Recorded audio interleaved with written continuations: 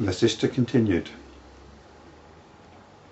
When one realizes that death is inevitable to all, why will he grieve over the death of relatives or the approach of one's own end?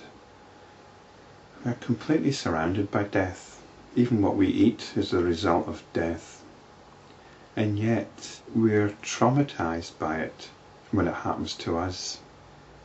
When one realises that everyone is sometimes prosperous and otherwise at other times, why will he be elated or depressed? When one sees that living beings appear and disappear like ripples on the surface of consciousness, where is the cause for sorrow? What is true is always true. What exists always exists. And what is unreal is ever unreal. Where is the cause for sorrow? The I is not, was not, and will never be. Notions of personal identity are simply that, notions. The body has risen from a mysterious delusion and appears to exist.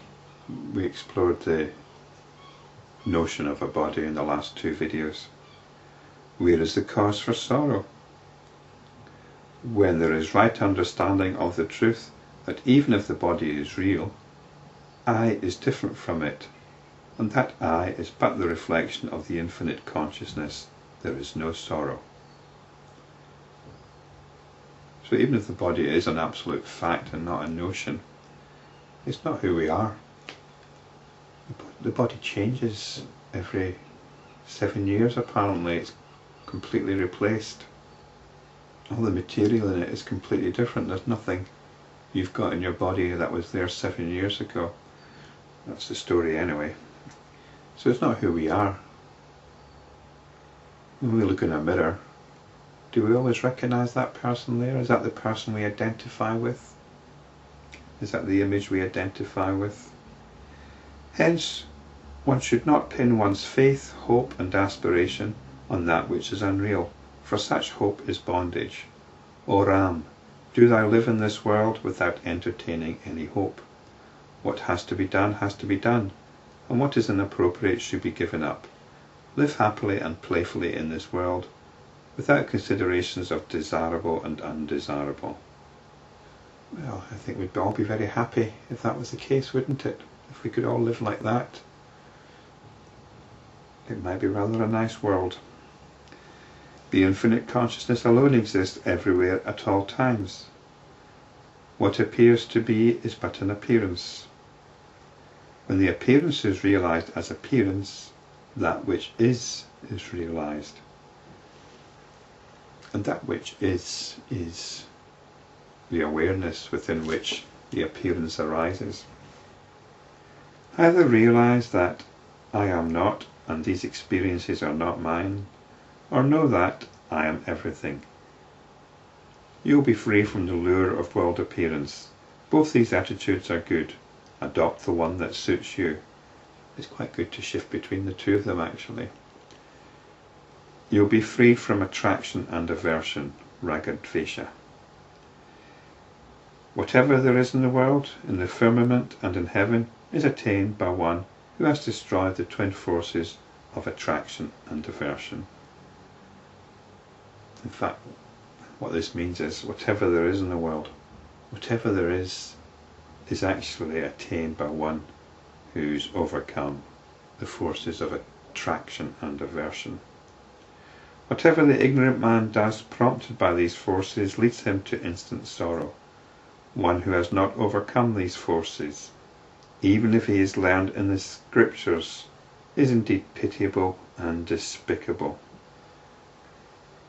Despicable seems like quite a strong word, but really you're only living at a fraction of your potential. It's a huge waste if you're just chasing your tail, as it were, caught up in attractions and aversions. His conversations are, I have been robbed by another, or I have abandoned wealth and pleasure. I have been robbed by another. You always feel that you haven't quite been given a fair deal. Your focus is on what you've got. Or you might focus on what you've abandoned. I suspect there's a little dig here at the expense of the traditional yogi who sits there trying to attain higher states of consciousness.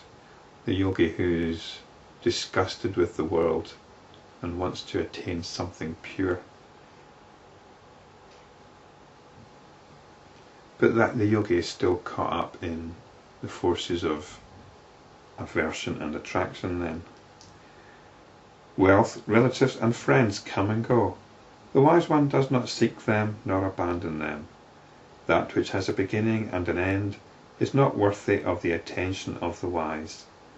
In this world, someone produces something, like a daughter, and someone else, like the bridegroom, enjoys it. Who is deceived by this? Well, I think most people are. We put so much investment into what is clearly temporary. And this is why death is a huge trauma, when somebody we've put a huge investment into emotionally dies. But we know from the beginning that it's all temporary. We know it's all going to come to an end. Accepting that fact does not mean you're going to give in to some kind of nihilism or nihilism. This seems to be the assumption that by assuming everything is temporary, we somehow either give in to nihilism or we indulge in some kind of anarchic debauchery. The thing is, everything is temporary, everything is transient, but there's so much going on. So we're never going to be short. We're never going to be short of things to appreciate or to experience or to enjoy. If something wasn't temporary, if you're always going to have the same things, well, that's a living death we're talking about. Permanence is death. When something is temporary, we can appreciate it fully and then let it go when it's gone. And then there'll be other aspects, other things to appreciate, to enjoy. O Ram, for your spiritual awakening, I declare again and again, this world appearance is like a long dream. Wake up, wake up. Behold the self, it shines like a sun. You are indeed awakened by this shower of nectarine words. You have nothing to do with birth, sorrow, sin and delusion. Abandon all these notions and rest in the self. So there's always this self, this underlying awareness that we can turn to.